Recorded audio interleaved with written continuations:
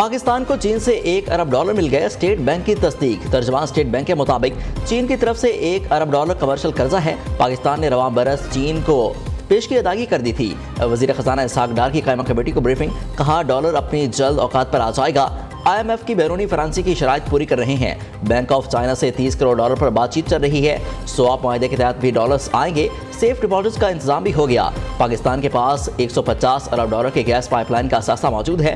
रेकोडेक मंसूबे से भी 6000 अरब हासिल किए जा सकते हैं। इसहाक डार साहब की मेहनत, उनकी टांगे खींचने के लिए जिस तरह बातें कर रहे हैं पार्टी के अंदर, उनको पार्टी बनाने का कोई हक नहीं है। बिल्कुल पार्टी पॉलिसी पर तनकीद, मिफ्ता इस्माइल को महंगी पड़ गई। सदर नून लीग ने शोकास नोटिस जारी कर दिया। शहबाज शरीफ के साबिक वजीर खजाना को इसहाक डार के खिलाफ बयान देने पर वार्निंग, कहा इसहाक डार की टांगे खींचने वालों को पार्टी में रहने का कोई हक नहीं। इसहाक डार ने मईशत के लिए मेहनत करके अपनी सेहत खराब कर दी, मुल्क की डूबती कश्ती को संभाला, IMF के बगैर मुल्क को चलाकर दिखाया। IMF का मामला चल रहा है, हमने IMF की शराइत मंजूर करने के लिए उल्टे सीधे हो गए हैं, क्योंकि पाकिस्तान का अजीम तर मफाद इस बात का तकाजा करता है कि शॉर्ट टर्म में हम IMF के साथ मुआहदा करके मुल्क को तरक्की की तरफ हम लेकर चलें। ये पग जो आपने मेरे सर पर दोबारा पहनाई है, ये नवाज शरीफ की अमानत है। वो जिस दिन आएगा इंशाअल्लाह ये अमानत आप और मैं उनको हवाले कर देंगे। नवाज शरीफ आए, अगला इंतखाब लड़ें और चौथी मर्तबा पाकिस्तान का वजीर आजम बने। रूसी तेल दरामद करके बहरूपे के मुंह पर तमाचा मारा। आलमी मालियाती इदारे से सींग फंसे हुए हैं। मुज़ाकरात जारी हैं। IMF की शराइत पूरी करने के लिए उल्टे सीधे हो गए। हमने सियासत नहीं रियासत को बचाया। वज़ीर आज़म शहबाज शरीफ का जनरल कौंसिल इजलास से खिताब, कहा कायद मुस्लिम लीग नून को चौथी बार वज़ीर आज़म मुंतखब कराएंगे। नवाज शरीफ पाकिस्तान की किस्मत बदल देंगे। वापस आएंगे तो मुल्क का सियासी नक्शा बदल जाएगा। मुल्क दोबारा तरक्की की राह पर गामजन होगा। अगर नवाज शरीफ के 9 साल पाकिस्तान से निकाल दिए जाएं तो खंडरात के अलावा पाकिस्तान में कुछ नहीं बचता। नवाज शरीफ साहब ने कभी अपनी कौम को ये दर्स नहीं दिया कि निकलो और फलां का घर जला दो, निकलो और मेट्रो बस स्टेशन तोड़ दो, निकलो और जहाज़ों को खुदा न खास्ता शहीदों की जो यादगारें उनको नजरे आतिश कर दो। कभी किसी ने सुना हो कि नवाज शरीफ ने किसी गैर मुल्की को आवाज़ दी हो कि खुदा के वास्ते आओ और मेरी मदद करो? नून लीग के 9 साल निकाल दे तो पाकिस्तान में खंडरात के सिवा कुछ नहीं। हमने जब इख्तियार संभाला तो मुल्क डिफॉल्ट करने के दहाने पर था। पाकिस्तान की डूबती कश्ती को शहबाज शरीफ ने सहारा दिया। मुल्क में हर मंसूबे पर नवाज शरीफ का नाम मिलेगा। कायद मुस्लिम लीग नून को मिटाने वाले खुद मिट गए। धमकाने और तब्दीलियां लाने वाले जहां से आए थे वहीं वापस चले गए। PTI जिस जहाज पर आई थी उसी पर वापस गई। मरियम नवाज की नून लीग की जनरल कौंसिल इजलास में घन गरज, कहा नवाज शरीफ ने कभी जलाओ घिराव की तरगीब नहीं दी, कभी कौम के हाथ में पेट्रोल बम नहीं दिए। Election Amendment Bill 2023 to the Standing Committee concerned be dispensed with. Those who are in favor of the motion में से आए, थोड़ा आवाज जोर से लगा क्या? Those who are in favor of the motion में से आए, those against the motion में से no.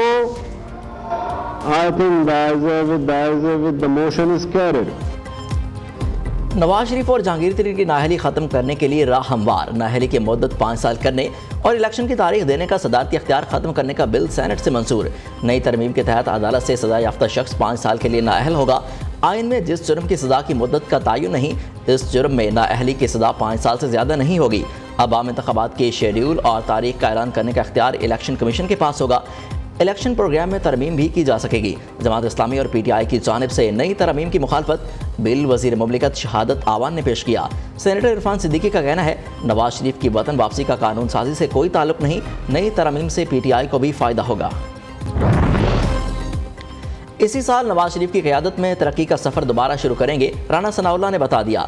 वज़ीर दाखिला की मुखालिफिन पर लफ्ज़ी गोलाबारी, बोले खुद को नंबर 1 कहने वाला आज मुलाकातों के लिए भीख मांग रहा है। जो कहता था किसी को नहीं छोड़ूंगा, आज लोग उसे छोड़ रहे हैं। बढ़ के मारने वाले एक हफ्ता भी कैद बर्दाश्त न कर सके। 9 मई के बाद लोग वफादारियाँ तब्दील कर रहे हैं।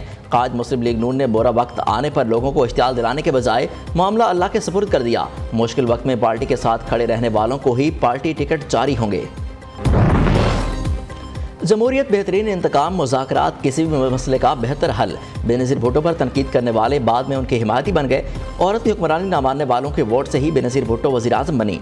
वज़ीर ख़ारिजा बिलावल भुट्टो ज़रदारी का तकरीब से खिताब। कहा, पीपल्स पार्टी ने इंसानी हकूक़ के लिए अहम किरदार अदा किया। इंसानी हकूक़ के मसाइल को हमें ग्रास रूट पर लेकर जाना होगा। दुनिया को दरपेश मसाइल के हल के लिए मिलकर काम करना होगा।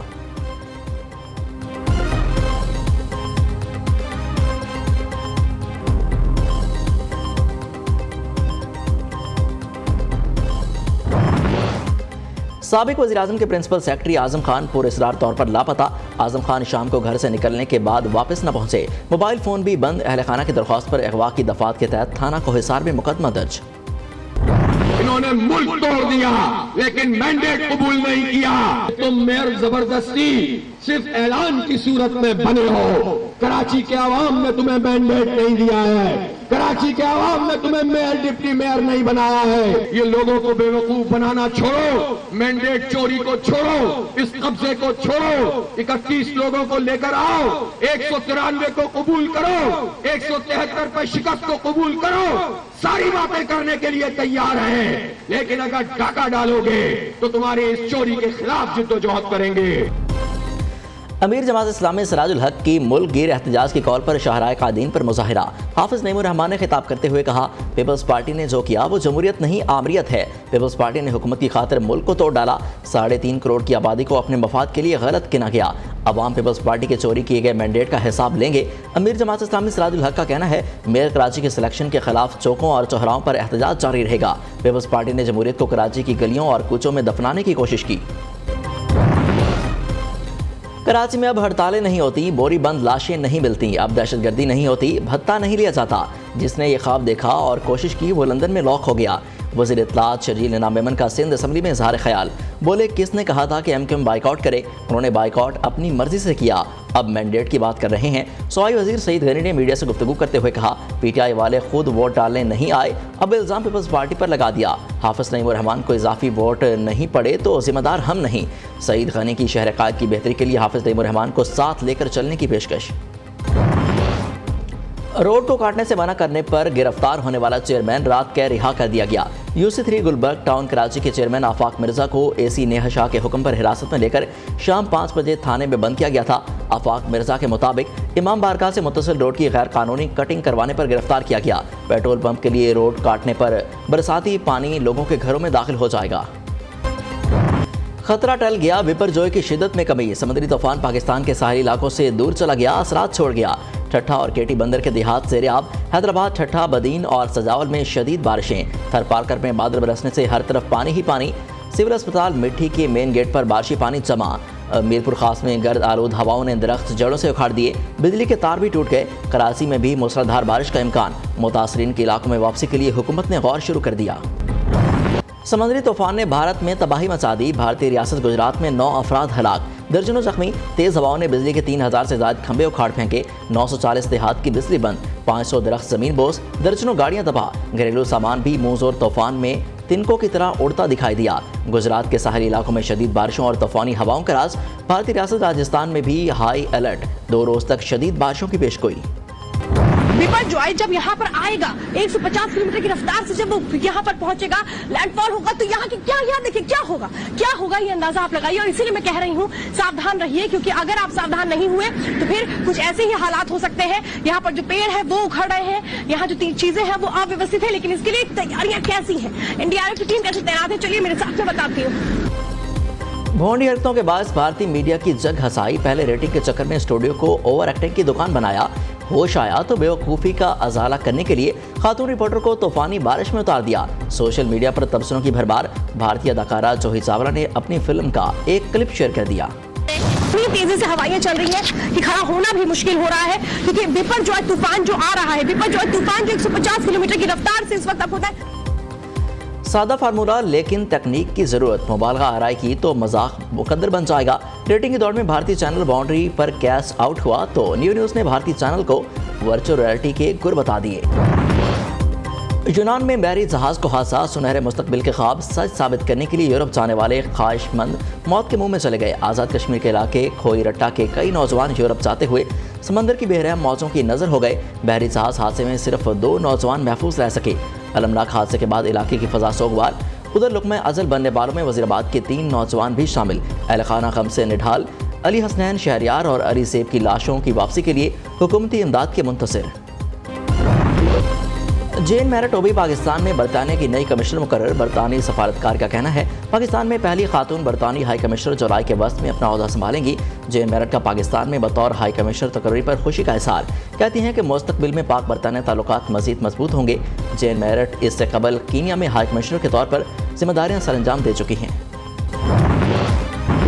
सबसे अलग, सबसे जुदा, निराले शौक, मुनफरिद अंदाज, जो कोई ना कर पाए वही कर दिखाए। पाकिस्तान की पहली एडवेंचरल गर्ल फातिमा नासिर BRB में बोटिंग करने लगी। फातिमा नासिर घुड़सवारी, नेज़ाबाजी और वॉल क्लाइंबिंग जैसे एडवेंचर की भी शौकीन। और ड्रामा नवीस, अदाकार, शायर और PTV के पहले न्यूज़कास्टर तारिक अजीज़ को पिछले 3 बरस बीत गए। 40 बरस तक नशर होने वाला मुनफरिद अवामी शो नीलाम घर तारिक अजीज़ की पहचान बना। मारूफ डायलॉग, देखती आंखों और सुनते कानों को तारिक अजीज़ का सलाम पहुँचे, उनको शोहरत की बुलंदियों पर ले गया।